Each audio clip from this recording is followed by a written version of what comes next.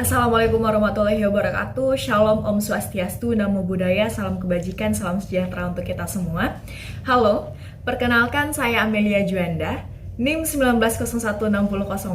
Saya adalah seorang mahasiswi program studi pendidikan bahasa Indonesia, Fakultas Bahasa dan Seni Universitas Negeri Padang, tahun masuk 2019. Pada kesempatan kali ini saya ingin memaparkan hasil kegiatan asistensi mengajar satuan pendidikan yang saya laksanakan dari bulan Agustus hingga bulan Desember tahun 2022. Dan kegiatan ini saya lakukan di SMP Negeri 22 Kota Padang. Sebagai pengantar, saya ingin menjelaskan bahwa asistensi mengajar satuan pendidikan merupakan sebuah program yang kita ketahui saat ini merupakan program dari Kemendikbudristek bahwa mahasiswa diberikan kesempatan untuk terjun langsung kepada masyarakat dalam menimba dan mengembangkan ilmunya. Dan program asistensi mengajar ini merupakan kegiatan mahasiswa mengajar di jenjang pendidikan dasar sampai pendidikan atas dalam jangka waktu tertentu. Dan sekolah yang dibina atau sekolah yang dijadikan tempat untuk mahasiswa mengajar berada di daerah perkotaan atau pedesaan. Dan kegiatan ini fokus dilakukan oleh mahasiswa untuk dapat mengembangkan dan meningkatkan kompetensi mengajar dan membantu menyelesaikan permasalahan pendidikan di sekolah. Kita tidak bisa menafikan bahwasanya saat ini pendidikan di Indonesia benar-benar membutuhkan uluran tangan dari mahasiswa yang selalu digadang-gadangkan sebagai kaum intelektual. Jika kita buka data, peringkat pendidikan Indonesia di kancah dunia tahun 2022 saat ini berada pada peringkat ke-55 dari 73 negara. Itu tandanya apa, teman-teman? Bahwa pendidikan di Indonesia saat ini sangat-sangat membutuhkan sebuah gebrakan dan progres yang harus benar-benar terlihat.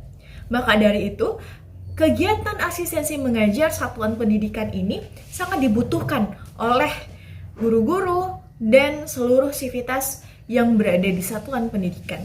Karena secara tidak langsung, kita sebagai mahasiswa dapat mengembangkan ilmu, menimba ilmu, dan mengembangkan potensi kita ke dalam satuan pendidikan tersebut. Sebagaimana yang telah dikatakan bahwa asistensi mengajar ini, kita sebagai mahasiswa tidak hanya menimba ilmu, tetapi kita juga memberikan apa saja kemampuan yang telah kita punya, baik itu di bidang teknologi ataupun di bidang pengetahuan yang dapat kita katakan bahwasanya zaman saat ini sangat berbeda dengan zaman dahulu. Dan saat ini kita sangat membutuhkan yang namanya teknologi. Nah, itu sedikit pengantar terkait kegiatan asistensi mengajar satuan pendidikan. Kegiatan asistensi mengajar satuan pendidikan yang selanjutnya disingkat dengan AMSP ini, kita mengenal ada 4 kinerja utama. Kinerja pertama, kita kenal dengan manajemen persekolahan.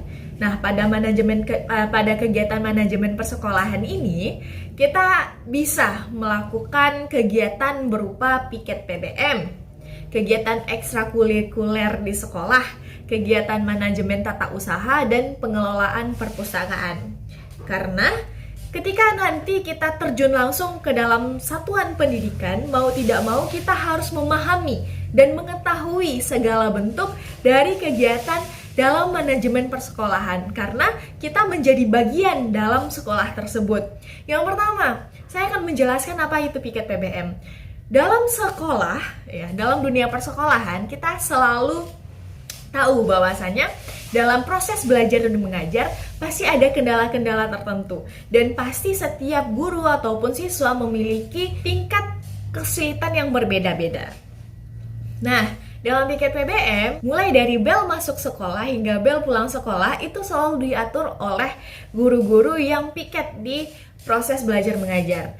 Dan pada saat itu, guru-guru mendata siswa yang telat, guru-guru mendata siswa yang melanggar, dan guru-guru mendata siswa yang tidak hadir di hari di mana guru tersebut piket. Nah, itu tugas piket PBM. Selain itu, guru-guru yang tergabung ke dalam tim piket PBM, mereka memiliki tanggung jawab mulai dari masuk hingga pulang sekolah.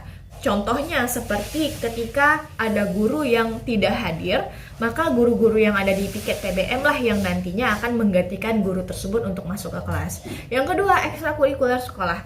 Saya sebagai mahasiswi Prodi Pendidikan Bahasa Indonesia, pada kesempatan AMSP kemarin, saya memberikan ekstrakurikuler kepada siswa dalam bentuk pelatihan MC dan pidato. Nah, selama kegiatan ekstrakurikuler berlangsung, saya memberikan beberapa materi terkait bagaimana caranya public speaking, bagaimana caranya menjadi Master of Ceremony, dan bagaimana caranya melafalkan pidato dengan baik dan benar. Nah, kegiatan itulah yang saya berikan kepada siswa-siswa yang ada di SMP Negeri 22 Padang pada kegiatan AMSP tahun 2022 periode Agustus hingga Desember kemarin. Selanjutnya, kita juga mengetahui bahwa dalam manajemen persekolahan itu tidak jauh dari kegiatan manajemen tata usaha. Seperti kita harus tahu bagaimana pengelolaan data siswa, bagaimana cara pengelolaan surat menyurat dan administrasi sekolah. Nah, di sanalah kita belajar bagaimana caranya kita mengelola sekolah tersebut di bagian tata usahanya. Dan kegiatan yang terakhir dalam manajemen persekolahan adalah manajemen perpustakaan. Nah, sebagai seorang the next guru, ya, the future of guru, future teacher, kita hendaknya mampu bagaimana caranya dalam memanajemen perpustakaan. Bagaimana caranya kita agar menumbuhkan minat literasi kepada siswa agar mereka mau dan ingin mengetahui apa sih perpustakaan itu, apa saja sih yang bisa mereka lakukan di perpustakaan. Nah, kita harus memiliki planning agar siswa mampu dan ingin masuk ke perpustakaan melalui pengelolaan perpustakaan yang baik. Selanjutnya, kinerja yang kedua.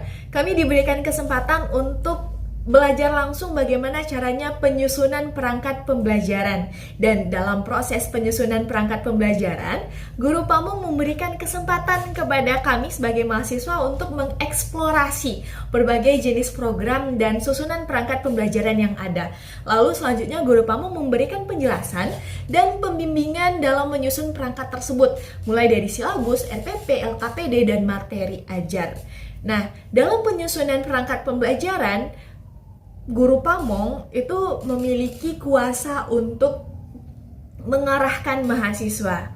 Nah, jadi kita punya silabus, kita punya perangkat pembelajaran, kita punya materi ajar yang nanti akan dieksekusi ketika kita melakukan proses belajar mengajar. Jadi setelah manajemen persekolahan, kinerja yang kedua kita menyusun perangkat pembelajaran. Nah, ketika perangkat pembelajaran telah disusun, barulah kita melakukan proses mengajar terbimbing. Pada proses kinerja ketiga ini, mengajar terbimbing, kita memperhatikan. Kalau saat saya kemarin, saya punya waktu 4 minggu untuk memperhatikan guru Pamong saya menjelaskan dan memperhatikan bagaimana caranya Guru Pamong saya itu dalam mengajar. Dan hal ini dilakukan 1 bulan pertama saat di sekolah. Apa saja kiat-kiat membuka kegiatan pendahuluan, membuka kelas, bagaimana caranya memotivasi siswa, lalu bagaimana kegiatan inti, bagaimana penutup, dan Guru Pamong saya selalu menyarankan untuk selalu menyertakan kesimpulan dan memberikan sebuah tugas kepada siswa agar mereka ingin dan tergerak hatinya untuk berpikir terkait materi yang telah diajarkan. Nah, setelah kinerja ketiga, setelah kita mampu dan setelah kita melihat bagaimana cara Guru Pamong dalam membuka, menutup pembelajaran dan kegiatan inti pembelajaran, barulah nanti dalam waktu selanjutnya hingga Desember kami diberikan waktu untuk mengeksekusi kelas. Artinya apa? Kami diberikan kesempatan untuk mengajar secara mandiri setelah memperhatikan bagaimana kiat-kiat guru dalam pembelajaran. Nah, dalam kegiatan mengajar mandiri inilah banyak ditemukan tantangannya, challenging tersendiri, bagaimana caranya kita mampu untuk merangkul siswa agar mereka bersemangat dan mau belajar ya, di kegiatan belajar mandiri. Nah, setelah dari 4 kinerja tadi, saya ingin menjelaskan, saya ingin memaparkan sedikit refleksi diri yang saya dapatkan. Yang pertama, proses perkuliahan yang menunjang kegiatan AMSP. Sebelum kami diterjunkan untuk mengeksekusi lapangan menjadi guru-guru yang ada di kegiatan AMSP, menjadi guru muda di kegiatan AMSP, kami mendapatkan materi terkait bagaimana caranya kita membuat modul ajar RPP. Nah, dan kami juga dibimbing oleh dosen-dosen di Prodi Pendidikan Bahasa Indonesia. Jadi ketika kami turun, kami tidak hanya sekedar turun, tapi kami dengan persiapan yang matang.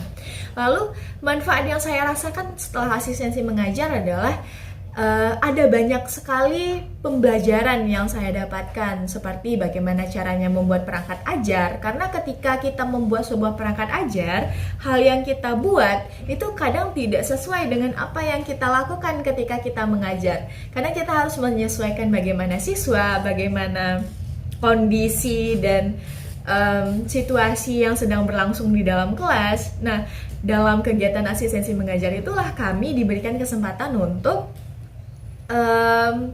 bertemu langsung, bertemu muka. Karena guru itu mereka menghadapi benda hidup. Guru pamong saya mengatakan seperti itu. Yang kita hadapi itu benda hidup yang kita tidak tahu bagaimana kondisinya yang sebenarnya. Mungkin dia bersama kita, dia ketawa ke TV, tapi ternyata ada something yang sedang mereka sembunyikan. Nah, jadi kita harus paham bagaimana caranya mengelola perasaan siswa dan bagaimana menjadi guru yang profesional tanpa memberikan pressure yang terlalu keras kepada siswa. Lalu dalam kegiatan asistensi mengajar ini saya sangat mendapatkan manfaat yang besar ketika hal tersebut saya aplikasikan kepada tempat-tempat lain. Karena ketika kita melakukan sebuah interaksi sosial, ketika kita sudah paham bagaimana feel atau perasaan orang lain, secara tidak langsung kita juga bisa memberikan hal tersebut kepada orang-orang di sekeliling kita. Dan keterampilan yang dirasakan selama AMSP adalah public speaking saya itu lebih berani dan lebih tertata dan terstruktur. Karena seorang guru memang dituntut untuk mampu berbicara, dituntut untuk mampu bagaimana siswa mengerti apa yang sedang dibicarakan. Karena mau tidak mau seorang guru dituntut untuk mampu menyesuaikan kondisi dan situasi siswa.